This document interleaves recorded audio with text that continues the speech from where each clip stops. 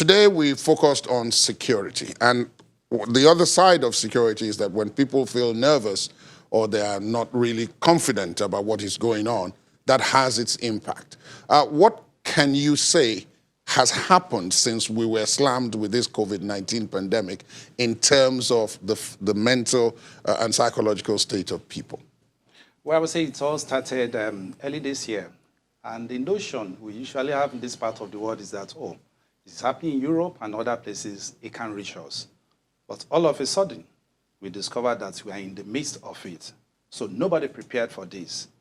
And then initially, there's this issue of unbelief when the figures are coming. Even up to now, some people are still in denial that no, na lie. It's not like that. But the reality is here now that we are enmeshed in this. We are part of the pandemic. So there's a lot of fear, anxiety, apprehension in the midst of our people. A lot of people are worried. Not only those who have been diagnosed with coronavirus, even the people going for testing, the fear of, I don't know what the outcome will be like. At the end of this, is it straight to isolation center? Okay, if you go to isolation center, what is the chance that you will come back alive? These are the reality that people are passing through now. So there's a lot of fear. There's a lot of apprehension. There's a lot of anxiety going on in the whole country. I'm going to put you on pause, Dr. Adebayo. We need to take a second break at this point. When we come back, I'll please hold that thought. I'll allow you to continue when we come back. Please stay on with us.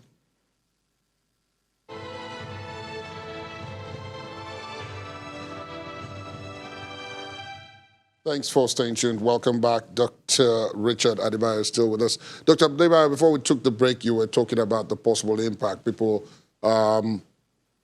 who test positive, what's going to happen to you. Loved ones left behind by those who go, yes, who end up in isolation, what happens to them? And then, of course, all of this exacerbated by the general fear that something in the general society may also have some kind of impact.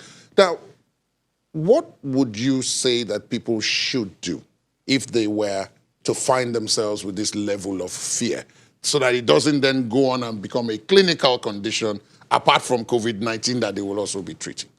Yes, it depends on the category of people we are looking into now. For those who are positive and they have to go to isolation center to be treated, they need to brace up and be strong. And then there should also be a kind of psychosocial support among the team managing them. Now, they don't have to be there. I mean, the psychologists and the psychiatrists, mental health workers, they don't have to be at the isolation center all the time, but there should be a way of talking to these people, counseling them, discussing with them through video calls, through phone calls, that they can be reassured that, look, this is not a death penalty, that they can come out of this. The mind is very powerful.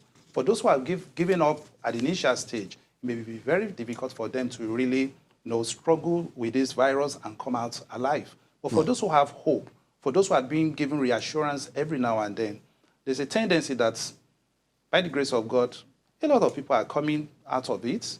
And there's so many people, we believe, who will still come out of this. But looking beyond that, the people in the population now, even those who tested negative, there's still this fear that, are we sure this test is correct? Then are we sure that 2 days or 3 days later, they also will not get caught up again? The fear is there too. And those who are listening to news every now and then, negative news all over the places, if you know that you cannot cope with this, each time you get the updates, and then there's a fear, there's palpitation, there's anxiety in you, then it's better you keep off.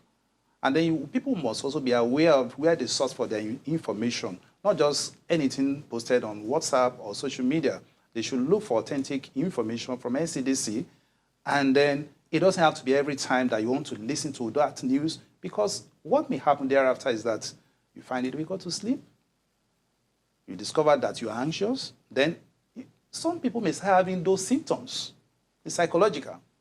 I've seen people who thought they had the symptoms of coronavirus. It was born out of anxiety. And they went for the test and they came out negative.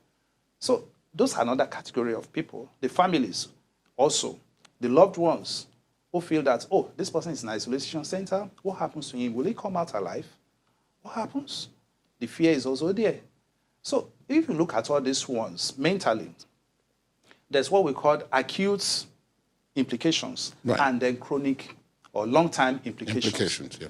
In the acute phase, that's when you have this anxiety, hopelessness, and the fear, disruption in sleep pattern, acute stress reaction. But even after treatment, post-COVID, we are still going to have a lot of issues. People are forced to stay at home. Their means of livelihood have been disrupted. They don't know whether they are still going to get their jobs at the end of it all. Some have lost out. All these are issues. During the period of forceful lockdown, some people have been subjected to domestic violence. Some children have been exposed to abuse in one form or the other. All this will have long-term effects to what we call post-traumatic stress disorder. So how do we overcome all these ones? Apart from you trying to minimize your exposure to negative news and all that, then people should also be mindful of their mental health. That is not just about having cough, sneezing and all that. Things you can do to promote your mental health. Rest. A lot of people have been resting at home. Exercise is also key. People should also be mindful of the kind of food they will eat. Not the kind of food that you eat and then you are bogged down, you are start putting on weight, and then you find it difficult to sleep. We should also look at the opportunity to really synergize with our family members, because if anything at all, this lockdown has shown to us that the family is key. So a lot of people need to look back beyond their jobs, beyond their careers, and look at the invest family. in their families. Dr. Adebayo, I wish we had more time, but I'm sure we'll have you back at some point in time in the future to take a more deeper look, especially since this is post. Dr. Richard Adebayo, thank you so much for your time. Thank you.